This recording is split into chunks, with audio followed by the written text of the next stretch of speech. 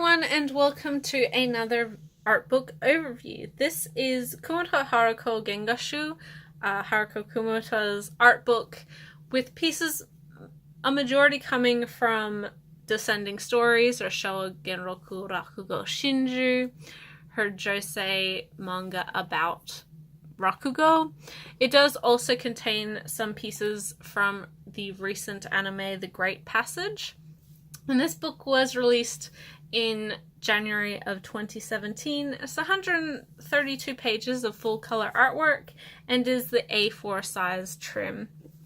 Like with all of my art book overviews, this is just going to be sort of a quick overlook of it. I'm not going to show every single page of it.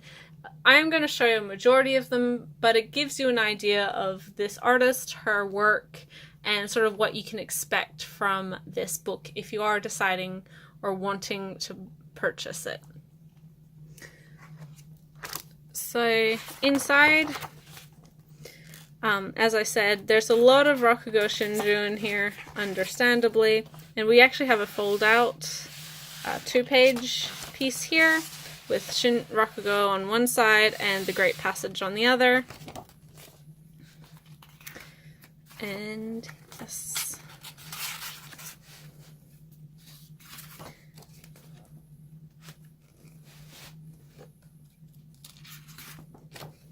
I personally really love Kumota's expressive faces for her characters. I think it lends them a charm and makes them feel very human. They're not overly beautiful or perfect. They do make goofy faces. They do react oddly and weirdly in various situations.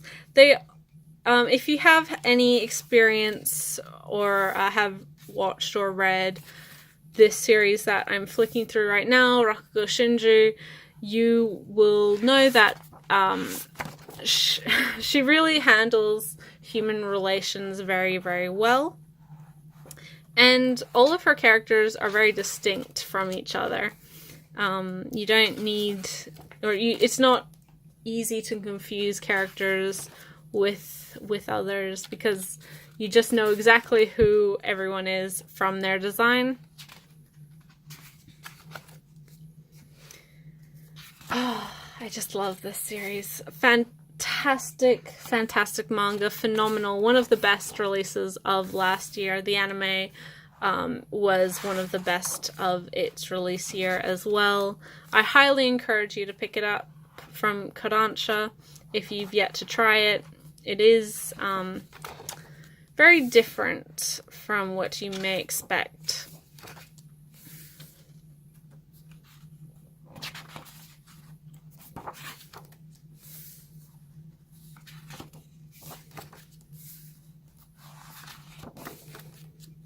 Oh, we've got some Rakugo artists. And then we really get into the Great Passage artwork, which was another anime from 2016, like the first season of Rakugo Shinju. Not one that I've had the chance to watch yet because it's an Amazon exclusive and I'm a little bit slow on catching up with those series, but it's fascinating. It's about actually writing a Japanese dictionary, which sounds really, really interesting. So I would definitely want to watch that. It sounds right up my alley.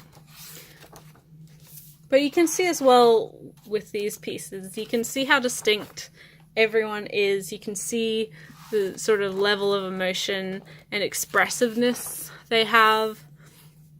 They're just not sort of same-facey, which I think tends to be a problem in artists that don't necessarily have a distinctive style as of yet. But I really like the use of the watercolor as well. It's very very bold and very interesting.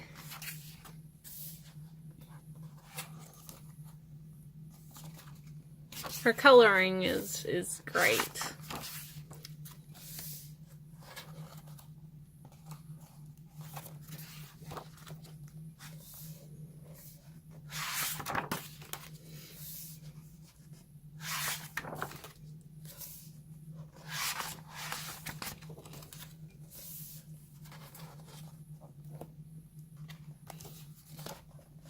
Oh, Lum.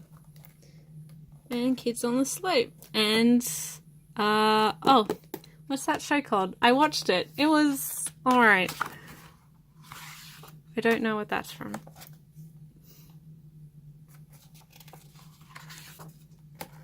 And then the her art process and developing what would later become the front cover. Again, I love this piece. And as with every art book, we have the informational pieces at the back, just listing where everything came from, was first printed and when. And then a thank you from Kumota herself.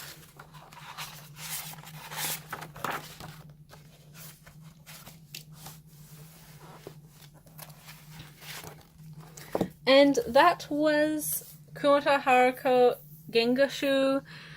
Really a beautiful, beautiful art book. I would really recommend it. It's just one that I really like this artist. I think her works are very compelling and very interesting. And if you are a fan, this is a great one to pick up. Not super expensive, and like always, I am going to link in the description the Amazon Japan listing for this, so if you are wanting your own copy, you can get it there. But yeah, just as you saw, really, really beautiful book. Honestly, one of my favorites in the collection, and that's saying something because I do really love all of the books in my collection, but this one is just strikingly beautiful. But thank you so much for watching. I'll catch you in the next video, guys. Bye till then.